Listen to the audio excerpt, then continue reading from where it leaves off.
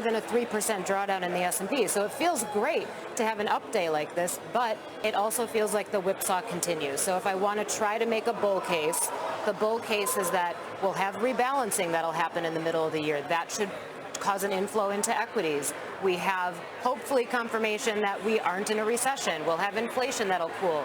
The problem is we won't have any of that until late June, early July. Yeah, I was thinking as you were saying all that, so what does that mean for me right now? Am I kind of in no man's land of waiting around for a positive catalyst that I can't really see in front of me? Yeah. Well, so here's what I would say to that. This kind of environment where you've got the whipsaw and ups and downs that are so big is a trading environment where it can feel on any given day like you were wrong yesterday, and that is ripe for mistakes. So you have to be careful here. If you are going to trade it, make long-term trades only, but still right now, and I know this isn't a popular opinion, it's okay to wait this out a little bit longer. It's okay to leave it in cash for a while. So I'm curious as to whether you think that things have gotten too negative too quickly, right? We went from, it feels like in an instant, from pricing in rate hikes to pricing in terrible recession. Yeah. And the stock market felt so jittery about that. Then Jamie Dimon makes some comments today that have been cited numerous times throughout the day at the Investor Day. U.S. economy strong, storm clouds that may dissipate. They affirmed their target for their returns this year. He was certainly a little more positive than he could have been, and he wasn't. What does it say? So I don't know that we've entirely priced in recession because the S&P never got into bear market territory. If we were pricing in a recession, we should be down 25-30% in the S&P. Oh, I don't think we have priced it in. What I'm saying is that it feels like we went from pricing in rate hikes to making the huge leap of now trying to price in, a recession. Gosh, I don't think we priced that in yet. Right. But I mean, it feels like things have gotten a little more unstable as a result of the change of what we're trying to price in. Yeah, and I think the market's trying to figure that out. In the second half, will we have a recession? I don't think we will. And then what you'll see is because we've gotten down this far, once we confirm, like I said, that we aren't in a recession, you'll see a little bit of a cyclical bounce. And that's where I think the second half ends up being better than the first half. But we still have 5 weeks of the first half left. So, I mean, let's go quickly where I started the conversation, right? You get 600 points on the Dow today. We've been so oversold. Yeah. A lot of people have been saying this is due, but you still don't have a lot of believers in it. Can you think? Do you think we can put a couple days together, or there's just going to be too much selling into this positivity for a day? No, we could put a couple days together, but again, that's coming off of 4 pretty painful weeks, right? And that's usually what'll happen when you're in a trading range. You have a bunch of pain, a little relief rally, and then we go back to pain. It's going to stop when we can finally not have those big 3 to 4% down days. Trying to wonder, at this point, what's allegedly, use allegedly for obvious reasons, on sale. If you look around the market and you say, you know what, I'm never going to pick the bottom, so why bother? But XYZ stock gone down too much. If I'm a long-term investor, why not layer in, as Oppenheimer says today, to places that they say are on sale? Then I look down, what about tech? What about mega cap tech? Yeah, absolutely. So thinking about how far the market is down already this year, there has to be cash sitting on the sidelines because it didn't go anywhere else. So this is the time where you drip in, and I would really be careful about the dripping, though. I would drip into the Qs. I would drip into high-quality tech. I think we're going to look at this 3 to 5 years from now and say that a lot of these names were really good bargains. I think you can also drip into spaces like biotech. You can drip into healthcare, and you can get comfortable there. If you want to be risky, the bold call for the second half of this year is a cyclical bounce, and then that for me is financials and small caps. But it's going to take like a big leap for that, because I was going to come back at you and say, what about the financials, right? Diamond's talking not so negative today. Jane Fraser was on, of course, the Citi CEO was on with Sarah earlier today, said bank stocks are undervalued. I do think they're undervalued, especially if we're headed for a relief that we didn't have the growth scare. It didn't come to fruition like we've been afraid of, and financials could have a much sunnier second half. Small caps have really gotten beaten up, and they should. They're a higher beta group, but they've gotten beaten up to the point that if we come out of a growth scare unscathed or relatively unscathed, they're due for a bounce. Are you worried about defensives at all? Right, because the conversation feels like it went from a place of safety. Those stocks have all been doing well until Walmart came out, and then they got knocked out onto the canvas And then Target came out and they got stomped on when they were down. I'm speaking of the Staples defensive trade. Now you have some people saying, the last winner, if you will, energy, they're going to come after it. It's just a matter of time. Yeah, so I'm not worried about defensives in the sense that they're all going to get hammered. I think I would put Target and Walmart into that consumer camp, and consumer discretionary and just consumer-sensitive names overall, I think still have to come down further because the consumer is just now showing signs of cracking a little bit. And in order for inflation to fall, we need demand to fall. If demand continues to fall, those consumer names are going to get hurt. What we learned last week is that companies can't adjust as quickly as consumers can change their behavior. So we're going to still see some right sizing of consumer earnings, consumer prices. I don't think, though, that that's a signal that the defensive play or the dividend payer play is completely over. I think there's still a reason to have that in your portfolio. You're getting Fed speak this week, got Bostic today, you get Powell. Week, right? Powell, I know, but now, any week that Powell speaks is important, right? And you're going to get Powell tomorrow. You get the minutes on Wednesday, which don't really mean all that much because they're backward looking. We kind of know where the Fed stands. Their message is being heard loud and clear, I think it's fair to say, by the markets. But you've maintained, a few weeks ago that you thought maybe the Fed would do a dovish pivot of some sort at some point this year. You still stand by that? I do. It'll feel like that. It won't look like that in the grand scheme of things, but because they've set us up and prepped us for such hawkish action, I do think that if inflation cools off, and we can confirm that, let's say July, August, and if growth starts to slow down, the consumer starts to show some cooling, that then they'll kind of retract their claws a little bit, and then we don't end up in the same place that we thought we would at the end of the year. Okay. Hold your thought for a second. I told you that Zoom earnings were coming out. In fact, they are out. We're going through the numbers as we speak. I promise you we'll give you the instant stock reaction. Our reporter's going through the release as well. You bear with me on that if you would, and I'm going to get you all the information you need on what is a pop in that stock.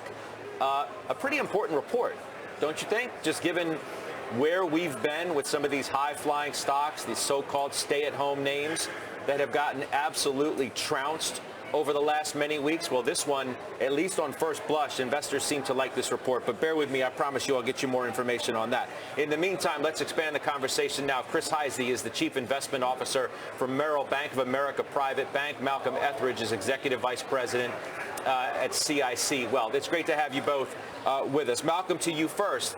Okay, it's a nice move today. It certainly feels better than what we've witnessed for the last 8 weeks when we've had 8 straight losing weeks on the Dow. Does this have any kind of staying power in your mind? Yeah, I heard you and Liz both use the word a couple, talking about the number of days we'd need to see back-to-back before we could start to feel just a little bit better.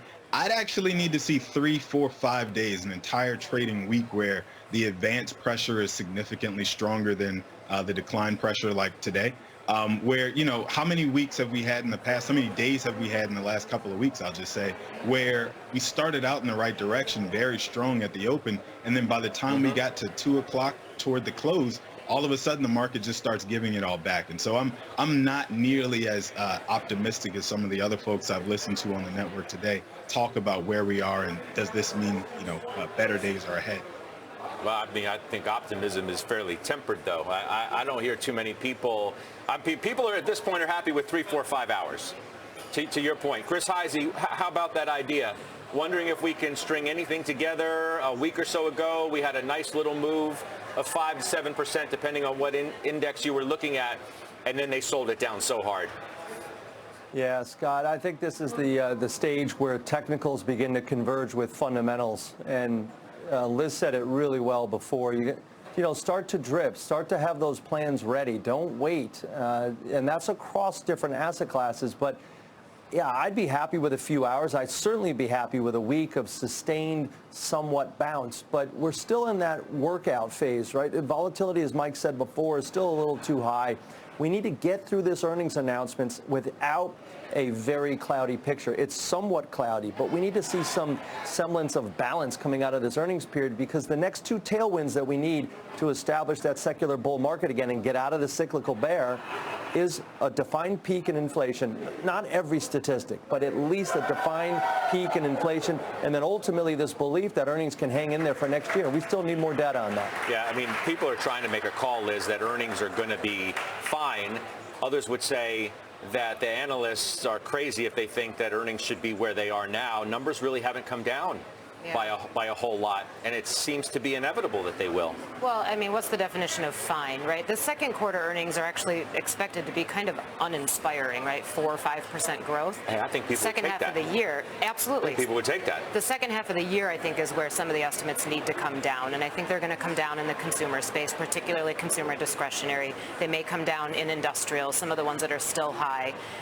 But the second quarter earnings are not expected to be all that good. So I don't know that I would say they're outrageously overpriced right now. Everybody hold your thought for a second, because I promised you more color on this Zoom quarter, which has the stock popping in the OT. Frank Holland has that for me right now. Hey, Frank. Hey there, Scott. Shares of Zoom up right now, 16%. Revenue in line with estimates. EPS was a beat, 16 cents above estimates. Really solid Q2 guidance, slightly above estimates. Also full year guidance above estimates. Key metric here for a stock like Zoom, we're talking about these work from home stocks, their growth, a lot of questions about whether they can sustain it. Net dollar expansion rate, that is the growth or decrease in revenue from existing customers, that improved by 123% quarter over quarter. Important to note, though, in Q4, that net dollar expansion rate was 129%. In the 12 quarters before that, Zoom was a publicly traded company, it was above 130%. So some deceleration there, but in general, a very positive metric overall. And again, a beat on EPS. Guidance above estimates for Q2 and the full year. Shares now up 17%. Back over to you. Wow, Frank, thank you very much. I almost had to clean my ears out, Malcolm. A beat and raise quarter. How often have you heard that over the last couple of weeks? If nothing else, it's a welcome sign to hear from a very well-known company that has plummeted back down to earth. I mean, the stock is at 89. It's going to trade higher, obviously, 106 or so now. But this stock was so much higher than that. Not all that. Its 52-week high is 406. Yeah, it's especially great to hear in a name like Zoom that we all consider to be stay-at-home stocks, right? If you compare that against like your Netflixes, your Pelotons, your Instacarts, things like that, that everybody considers to be those things that were only important during the pandemic, and suddenly they're no longer important as people are moving back around the world and doing their day-to-day activities. I do think Zoom is still a very important company. It's just tough for me as an investor to look here and say, you know, one good quarter they just put together and some very solid earnings is a case for me to buy that, as opposed to some other companies in the tech landscape that I could pick up for similar pricing and know that they have a pretty strong upside as soon as the market turns, versus God knows what happens in a Zoom. I understand that. I mean, I'm looking at the price to sales, right? It's 6.5 now. I don't know what it used to be. And the PE is just about 20. It's just under 20. I don't know what it used to be, but I can guarantee you it was multiples higher than what both of those numbers now suggest. So it's interesting to follow. So Chris Heisey, technology right here. Liz has said, you know, maybe mega caps are worth putting your toe, what was the word you used? Dripping into. I mean, that's like barely your toe going into the water. So, but at least she's thinking constructively about something. What about you, Chris? Yeah, I think Liz is right. I mean, I think the knee-jerk reaction here is for everybody to lump all of these high, long duration, you know, big story, little profit stocks into the technology sector and think that that's the whole technology sector, and say that technology will not be the leader of the next business cycle. You know, that may be in aggregate, but certainly in terms of individual names with strong balance sheets and great dividends and high cash, and the fact that CapEx is going up, you know, we're still early in this innovation cycle. So dripping in technology, in energy still, even though energy could have a big air pocket in it, but it's a big free cash flow sector, small in the S&P, we all know that, but still under-owned. Financials overdone overall. And if you just have this understanding that cyclical bear markets look like the world is going to end until there's a tailwind that comes and says, wait a minute, relax, let's reassess. Let's look towards the future, and that secular bull market is still really well entrenched in our opinion. So we'd be having plans ready and over the summer to rebalance. Okay, we're looking at the ARK Innovation Fund right here. That's the ARKK, which is getting a nice bounce, presumably off of the Zoom beat and raise. It's obviously in the wheelhouse of those kinds of stocks that Cathie Wood buys, those so-called high growth innovation names, where she's looking at a 5-year real time frame on when she thinks those stocks are going to are going to pay the dividends that she's betting so highly on. Malcolm, I'm wondering, can you get excited about these names here? I mean, Eric Jackson was on with me last week, and he was buying the Twilios of the world and some of those names that have just gotten destroyed. I mean, down 75 and 80%. And as we said at the top, picking the bottom is awfully difficult, if not impossible. So who cares if you miss another, I don't know, 5% or so to the downside? If your time horizon is long enough, doesn't really matter, does it? Well, it does matter. I think it was Bill Gurley who said just because it's down 80% doesn't mean it's a good value, doesn't mean it's a good discount. It could be down 80%, and that means it's got another 15, 16% to fall before it bottoms out, right? So personally, I'm looking right now at quality names that are in position to return cash to shareholders, right? So if I want to be in tech, which I do, I want to be looking at names like a Microsoft, a Google, an Apple, which, full disclosure, I did just purchase each of those names personally and across our book for clients. But I'm wanting to be in those names that actually lead the S&P and the NASDAQ index, so that if this actually is the bottom and the capitulation that everybody's talking about and we're looking for, we know that those are the names that are going to lead us back into that secular bull market. And so I want to be in those names that are going to be leading the charge, not necessarily the bottom half of the QQQs or even in the ARC Innovation Index, where it's literally just throwing darts at a dartboard with a lot of those names. No, but just in and of itself, the fact that you suggest now that you bought Apple for some clients and things like that, you're willing to go into names that have been really banged up. And right, I still have people who come on and say Apple could go to 125. But you don't care if you miss from 145 to 125 if your time horizon is as long as it apparently is. If you offer me an iPhone at a 25% discount, I'm going to buy that iPhone. That's the exact same way that I'm looking at Apple stock. Yes, you could offer it to somebody else $5 cheaper later on down the road, but I got mine 25% off. What do I care? So that's essentially the way that I'm looking at it. It's a very quality company. They've got very long-term contracts with enterprise clients as well as the U.S. government. They are going to turn it around as soon as the market turns around. I'd rather be in names like that than the ones that are a lot more speculative. All right, we'll make that the last word. Malcolm's a savvy shopper. We know that for sure. We'll talk to you again soon. That's Malcolm Etheridge, Chris Heisey, and, of course, Liz Young. Thank you for being here. Thank you. See everybody soon. Up next, J.P. Morgan shares are rallying today as the big bank held its investor day. We're going to break